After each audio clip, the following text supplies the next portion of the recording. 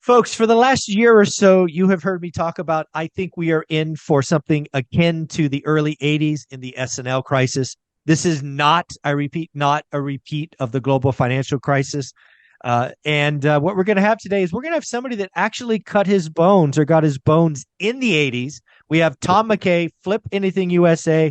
We're going to talk about buying and selling real estate in the 80s, which is something I have zero experience in. How you doing, Tom? Thank you for being here. Hey, very good, Michael. Thanks for having me.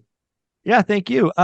So do us a favor, kind of tell us when you began, tell us what was going on in the 80s, because obviously a lot of the YouTube viewership skews younger and probably we're not even born, let alone buying real estate. So tell us about what was happening in the US economy in the 80s and what was going on in the real estate market, the S&L crisis, all of that. What do you remember from the 80s? Sure, I remember it really well. I mean, first of all, I was, the first property I bought, I was 19 years old, and that was in 1981. Oh, wow. And, Okay. and so I got involved. What happened was I dropped out of high school. I got to think about this for a second.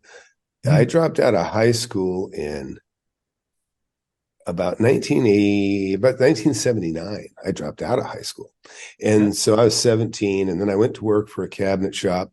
And my boss, time started getting really tough back then too.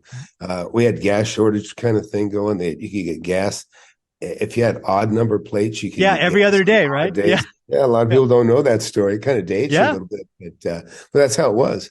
Sure. And so, my boss went under, and I was sharing a duplex with a buddy of mine and had a single car garage. So I jumped in there and I started building cabinets. And then I quickly outgrew a tiny little, cabinet, a garage. So I looked for another place to start up. Mhm. But I didn't have any credit. I was young. I wasn't connected. Don't come from a family of money. And but I graduated to a little bit bigger space.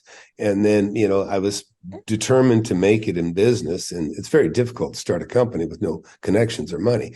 And so I was surviving though. But things got a little bit tighter, and I couldn't afford to keep a home and keep my business. So I moved into the shop that I Oh, rented. wow.